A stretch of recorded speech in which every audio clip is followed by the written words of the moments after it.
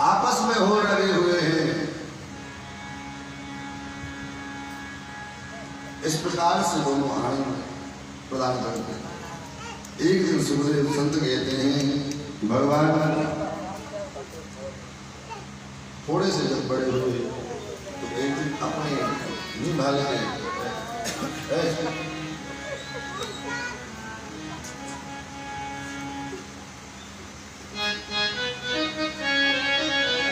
पीछे चले जाओ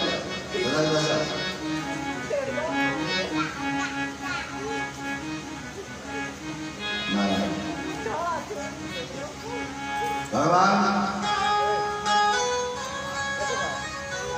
एक दिन अपने कमरे में सुनिए अपने छोटे से कमरे में मान अकेले चुपचाप कोई देख ना ले अंधकार कमरे में सोने चोर स्वयं चोरी करते हुए घर के माखन को मटके को अपनी ओर खींच रहे हैं। कैसे कि भगवान को माखन क्यों प्रिय है? संत कहते हैं भगवान को माखन अति प्रिय है। इस पर कितने बार बोल चुके हैं, ज़्यादा बताने की जरूरत नहीं। कई बार इस विषय में कह चुके हैं माखन को भगवान को क्यों प्रिय है। मक्खन भक्त के समान है। जैसे भक्त अत्यंत प्रिय है भगवान को, वैसे ही मक्खन अत्यंत प्रिय है। महाराज शून्य चोर जाता है, शून्य में एकांत में भगवान बैठे हुए हैं और माखन चोरी कर रहे हैं। तब तक मैया ने आवाज लगाई, कृष्ण कृष्ण मैया। दुखी बाल आवाज लगाई, भगवान नहीं बोले तो मैया खींच गई और मैया ने कहा अरे मेरे बाप कहाँ है, बोलता क्यों नहीं? कृष्ण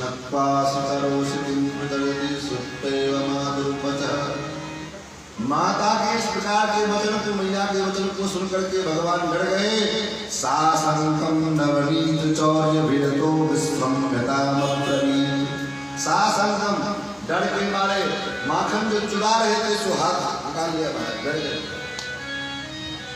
सासंकम नवनीत चौर्य भिरतो विस्मृतामब्रवीत। तब तक मैया आ गई। मैया ने कहा कन्हैया जी क्या कर रहा है? भगवान ने कहा मैया बस तेरे किए हुए कर्म का फल भोग रहा। मैया ने कहा मैंने तुमने कर्म किए, मेरे कर्म का फल तू भोग रहा है। भगवान ने कहा तू तो भैया ने कहा नहीं योग नहीं, तू इतनी कठोर है, तुझे कुछ पता है? अब मैया ने कहा क्या हो गया? भगवान कहते मैया तू तो तेरा लाला सुंदर दिखे, अच्छा दिखे, इस चक्कर में तेने पद्मराग मणि की जो है कंगन तूने मेरे हाथ में पहना दी। तुम्हारे बेटे को लोग अच्छा कहें, बड़े बाप का बेटा कहें, और इसका परिणाम क्या होता है तो मैं झेलता हूँ। मैया ने कहा क्या होता है? भगवान कहते माता कंगन पद्मराग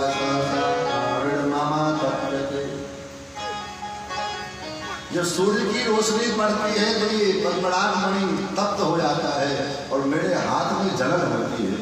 तो उसी जलन को शांत करने के लिए मैंने सुना है कि मक्खन बहुत ठंडा होता है, तो मक्खन के भांड में, मक्खन के मटके में अपना हाथ ठंडा करना।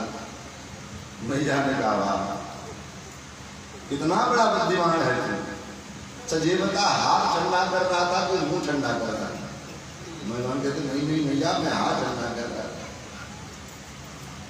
तब तक मैया ने देखा कि ठाकुर जी के मुखार पर में मक्खन का थोड़ा सा कुछ लेप लगा हुआ है। भगवान मैया ने कहा चलिए बता तू हाथ के कंगन को सेक रहा था तो फिर ये मुख के ऊपर तुम्हारे मक्खन कैसे लग गए? भगवान अच्छा मुख भी लगा हुआ है, अब क्या बहाना बना है? फिर भगवान ने कुछ देर दिमाग लगाया और ठाकुर जी कहते भैया तुम बड़ी भोली है। मैं जब अपने दोनों हाथों को सेक रहा था, ठंडा कर रहा था, उसी समय एक मक्खी बार बार मुझे परेशान करती है और मैं बार बार मेरे कोने पे आकर के बैठ जाता है। उस मक्खी को भगाने के चक्कर में जो है, जब मैंने मक्खी को भगाने के लिए हाथ लगाया तो वो हाथ मेरे मुंह में लग गया, सुनाखन हाथ में लगा था, सुनाखन लग गया। इसमें कौन सी बड़ी बात है?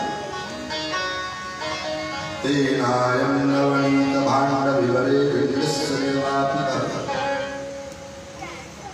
इस प्रकार से दिया को और वास्तविक घर में भगवान बहुत मक्खन चोरी दिया करते हैं। इतना कहना बहुत सारी गोपियां मैया के पास शिकायत करके आती है और मैया सबका शिकायत सुनती है और बाद में भगवान से कहती जोड़ कर मैया तू ऐसा क्यों करता है कि लोग कोई शिकायत करके आते हैं। एक दिन भगवान को मैया ने खूब सुंदर स्नान कराया, सुंदर सुंदर कपड़े पहनाए और कपड़े पहना करके और चोटी बना दी, काशी पहना दिया और मैया घर के कार्य करने के लिए चली गई।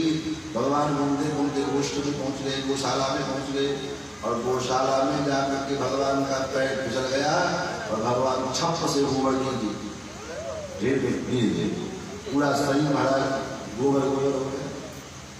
गोबर गोबर हो गया तो मैया भगवान सुनकते हुए चले आए। मैया मैया मैया ने कहा जाता पंकाशिक्त सकलावयवं निरीक्ष। सारे शरीर में से कीचड़ से सने हुए भगवान श्याम सुंदर के श्री अंग विग्रह को जब माँ यशोदा ने जब देखा तो पंकाशिक्त सकलावयवं निरीक्ष दामोदरं वदति कोपवशात् यशोदा। क्रोध में आकर के मैया कहती अरे कृष्ण, अरे दामोदर, अरे भैया क्या तुझे सफाई अच्छी नहीं लगती? अच्छे कपड़े पहन के रहना तुमको अच्छा नहीं लगता है? संसार धज करके साफ सुथरे रहना तुमको अच्छा नहीं लगता है? अरे तुमको जैसे लगता है सुगर है। तम सुगरो सिगंधन मणिपूतना रे। अरे पूतना रे, अरे पूतना के शत्रु, तुम तो लगता है कि जन्म के सुगर हो। जैसे सुगर को कितना भी नहला धुला करके चकाचक कर दो फिर भी जाकर के कचरे में रहेगी, वैसे ही तुम्हारा इतना अभी मैंने इतना सजा करके श्रृंगार किया, इतना नहलाया धुलाया मल मल करके और तुम जाकर के जो है कीचड़ में सड़ गया। मैया ने कहा कम सुकरो सिगत जन्म पूतना रे। भगवान दाव भैया की ओर देखते भैया मैया को कैसे पता है कि मैं गुरुजन का सुगर हूँ, क्योंकि भगवान तो बड़ा अवतार ले चुके। एवं प्रकार से जो है आनंद प्रदान करते हैं गोपियों का और भगवान आनंद प्रदान करते हैं। महाराज बहुत सारे लोगों के घर से जब भगवान की माखन चोरी की शिकायत आने लगे तो और भगवान माखन चोरी करने के लिए सब जगह नहीं जाते हैं, सब जगह नहीं जाते हैं। वही गोपियों के घर, वही गोपियों के बगैर भगवान जाते हैं जिन गोपियों के द्वारा भगवान आमंत्रित किए जाते हैं। जो गोपियां भगवान को हृदय से बुलाती हैं, ये श्याम सुंदर मेरे घर में आप माखन चोरी करने आओ। फिर गोपियां शिकायत करने के लिए क्यों आती है? तो गोपियों को आनंद मिलता है कि ऐसा आनंद जिस दिन भगवान माखन चोरी करने न जाएं तो गोपियों को भगवान का जब दर्शन नहीं होता है तो भगवान के दर्शन करने के लिए हम यशोदा जी के घर कैसे जाएं? कुछ तो बहाना चाहिए जाने का। तो हम चलो कोई बहाना नहीं है तो भगवान का शिकायत लेकर के पहुंच जाती है। इसलिए भगवान मैया से कहते मैया तू मन की अति भोली, इनके कहे पतियारो, तू बड़ी भोली है, इन गोपियों की बातों में आ जाती है। ये गोपियां तेरे लाला के हाथ होकर के तेरे पीछे पड़े हैं। मैया ने कहा तेरे पीछे क्यों पड़े रहते हैं? बोले भैया मैं तेरा लाला हूँ, इसलिए गोपियां तेरे भाग्य को देख करके गोपियों को कष्ट होता है और इसलिए तुम्हें तुम्हारे पास आप शिकायत करने लग जाती है। महाराज भगवान ने इस परिवार को देखा तो मैया ने विचार किया कि आखिर गोपियों के यहाँ ही करेगा माखन चोरी करने क्यों जाता है? क्या खासियत है गोपियों के अंदर? तो मैया ने विचार किया और मैया विचार करते हुए सोचती है कि लगता है गोपियाँ अपने हाथों से मक्खन निकालती है, इसलिए कन्हैया को अच्छा लगता है। मेरे यहाँ तो दास दासियाँ मक्खन निकालती है। तो आज मैया ने क्या किया, सुखदेव जी कहते राधन एकदा बेहदा शिशु यशोदानंदये। मैया यशोदा ने अपने घर के सारे नौकर चाकर जितने थे उन सारे नौकर चाकर दास दासियों को कर्मांतर नियुक्तासु निर्मंथस्वयं दधि अन्य कार्यों में लगा दिया और स्वयं दधि मंथन करने के लिए बैठ गई। और दधि मंथन करने के लिए बैठ गई तो करती क्या है मैया? सुखदेव जी कहते हैं ध्यान ज्ञानी गीतान तत्बाल चरितान च। मन ही मन भगवान के जो बाल चरित्र में बाल्यावस्था में जो भगवान ने लीलाएं की है उन लीलाओं को मैया मन ही मन चिंतन करती है। ज्ञान ज्ञानी गीतानि तत्काल चरितानि च नदी निर्मंथने काले स्मरन्ती तान्य गायक। उन गीतों का मैया मन ही मन गुनगुनाती है और नदी मंथन कर रही है। कल हमने सुना पसंद में मुख में हो राम नाम राम सेवा हाथ में तुम अकेला नहीं जाने राम जी तेरे साथ में। जब हम शरीर से तन से काम कर सेवा करते रहते हैं और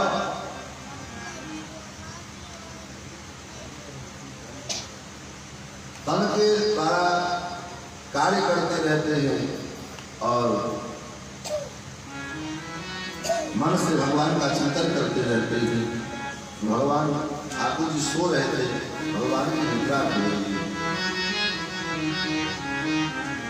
भगवान कुछ करके आए, इधर मैया जब करती है नदी मंथन तो सुखदेव जी कहते राजन देखो देखो मैया का स्वरूप कैसा लगता है। कैसा स्वरूप है मैया का? क्षौम बास सुंदर रेशमी परिधान मैया धारण की है और पृथुकटी तटे कटी में सुंदर रेशमी कड़बंध बांधी हुई है। कान में सुंदर कुंडल जो है लटक रहे हैं और जब मैया नदी मंथन करती है जो कुंडल हिलते हैं तो अद्भुत श्रृंगार अद्भुत आनंद लगता है। मैया जो हाथों में कंकण पहनी है, चूड़ियां पहनी है, तो नदी मंथन के समय जब हिलती हैं जब चूड़ियों की खनक आवाज है ऐसा लगता है वो देवताओं की बात कर रहे हैं।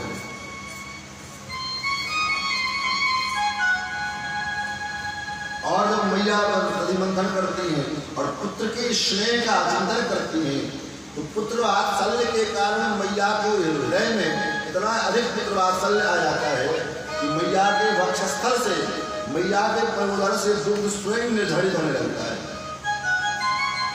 पुत्र स्नेह श्रुतकुचुंबम जातकंपम च शुभ्रो।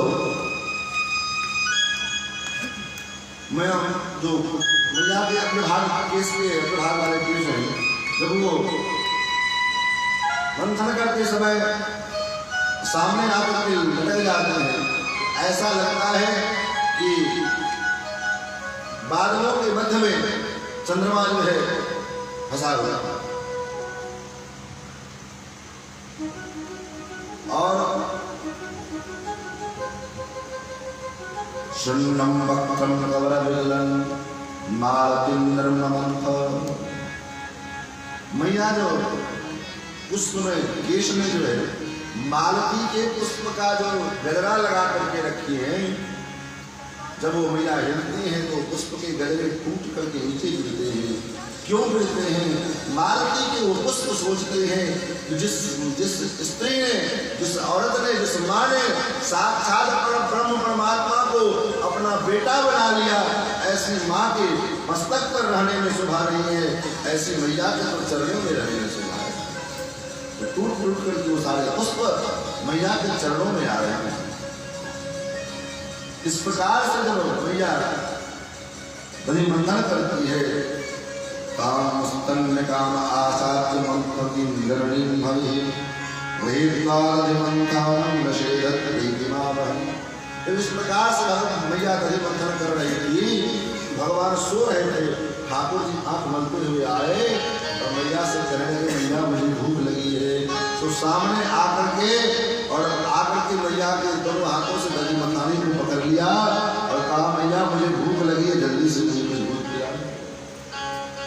मैया कहती कन्हैया बस कुछ देर रुक जाओ, माखन निकलने ही वाला है, कुछ क्षण रुक जाओ, मैं तुरंत ताजा माखन निकलेगा, ये माखन मैं तेरे लिए ही निकाल रही हूँ, कुछ क्षण रुक जाओ।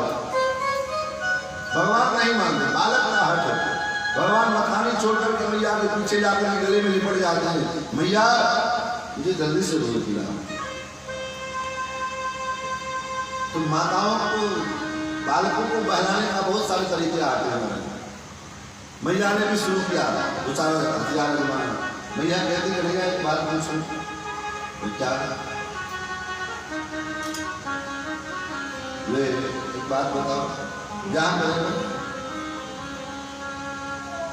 मैया ने कहा मैं यहाँ ब्याह तो तुरंत करेंगे, क्यों नहीं करेंगे?